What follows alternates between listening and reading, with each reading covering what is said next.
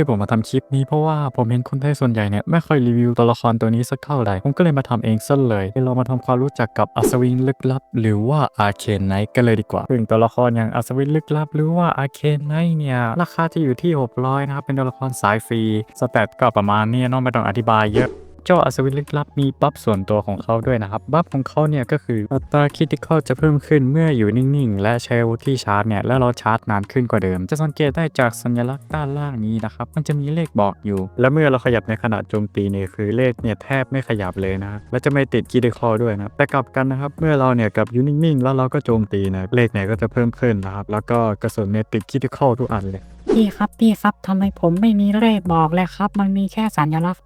ผมจะบอกว่าก็น้องเนี่ยไม่ได้เปลี่ยนภาษาไงควะก็น้องไม่ได้เปลี่ยนภาษานะฮะก็อย่าลืมไปเปลี่ยนภาษากันนะครับผมก็ไม่เข้าใจเหมือนกันว่าทำไมภาษาไทยเนี่ยมันไม่มีเลขบอกไอ้ตรงสัญลักษณ์เหมือนกันมาพูดถึงสกิลแรกกันก่อนเลยดีกว่าซึ่งสกิลแรกเนี่ยนะครับเมื่อเวลาเราใช้เนี่ยมันจะเปลี่ยนไปตามอาวุธที่เราใช้อย่างเช่นผมใช้สกิลนี้คู่กับอาวุธประเภทโจมตีระยะไกลที่ปล่อยออกมาเป็นกระสุนจำพวกปืนไม้กระทาธนูอะไรประมาณนี้ซึ่งสกิลนี้ผมก็ค่อนข้างเฉยๆนะเพราะว่ามันเป็นแค่การปล่อยกระสุนออกมารัวๆแต่ถ้าถามว่าเอาไปเล่นจริงได้ไหมเคลียร์ห้องได้ไม่ก็เอาไปเล่นจริงได้นะไม่ได้แย่ not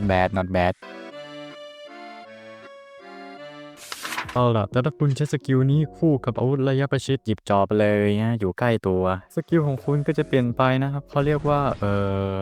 เรียกอะไรก็ช่างนะแต่ผมจะเรียกว่ารอยขีดข่วนแล้วกันนะซึ่งไอ้เจ้ารอยขีดข่วนจะทำการโจมตีเป็น3ฮิตถ้าถามว่ามันดีกว่าการโจมตีรูปแบบแรกไหมผมก็ตอบได้เลยว่ามันคล้ายๆกันครับอยู่ที่พวกคุณจะใช้อาวุธชิ้นไหนนั่นเองถ้าคุณหยิบอาวุธประเภทเลเซอร์สกิลของคุณก็ยังคงปล่อยกระสุนเวทเหมือนเดิมนะแต่ว่าจะเพิ่มเติมก็คือเลเซอร์2หน่อนั่นแหละจะเพิ่มเลเซอร์2หน่อมาอยู่ใกล้ตัวคุณถามว่าดีไหมก็แค่สกิลหนึ่งที่มีเลเซอร์เพิ่มมาไม่ใช่หรอก็ไม่ได้แย่นะครับมันก็แค่เพิ่มลูกเล่นขึ้นมาแต่ผมมีอาวุธชิ้นหนึ่งที่จะแนะนำนะถ้าคุณอยากจะเค้นประสิทธิภาพของสกิลให้ได้มากที่สุดนั่นก็คือดาบสายฟ้าซึ่งไอ้ดาบสายฟ้าที่ผมพูดมาเนี่ยมันสามารถโจมตีได้3รูปแบบพร้อมๆกันถือว่าอาวุธนี้ก็อาจจะเป็นอาวุธประจำตัวของเจ้าอัศวินลึกลับก็ว่าได้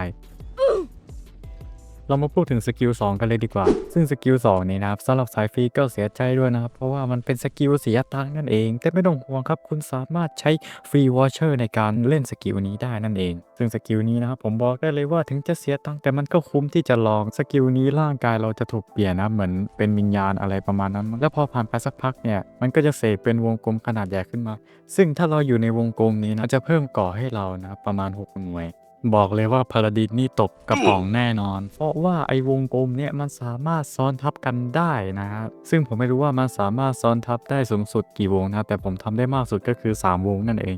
แล้วก็ผมก็มีทริคเล็กๆน้อยๆด้วยนะครับที่จะทำให้มันซ้อนทับได้3วงได้แบบง่ายๆนะเราเนี่ยสามารถกดสกิลค้างได้เพื่อเป็นการแบบเหมือนวางตัวละครของเราไว้ในจุดๆนั้นโดยปกติเนี่ยไอ้วงเนี่ยมันไม่สามารถซ้อนทับได้ถ้าเกิดว่าเราเนี่ยใช้สกิลอยู่ในวงที่เราสร้างขึ้นมาแล้วนะเพราะฉะนั้นเราต้อง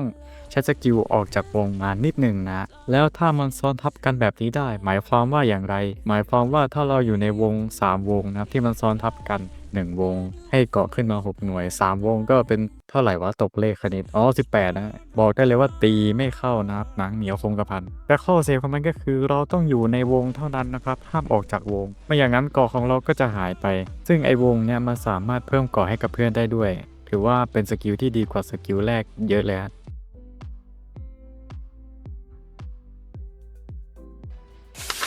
สำหรับตัวละครเนี้ยสรุปคร่าวๆก็คือสกิล2ค่อนข้างดีกว่าเพราะว่าสกิล2เนี่ยมันสามารถเพิ่มก่อได้ใช้ทำดาเมจใส่ศัตรูได้ส่วนสกิล1ก็ไม่ได้แย่ครับแต่ว่าสกิล2ดีกว่าโอเคก็ประมาณนี้สำหรับคลิปแรกของผมนะที่มารีวิวตัวละครนะก็ไม่รู้ว่าทุกคนชอบหรือเปล่านะถ้าเกิดว่ากระแสมันดีขึ้นผมก็อาจจะทำทุกตัวละครเลยถ้าไม่ขี้เกียจนะก็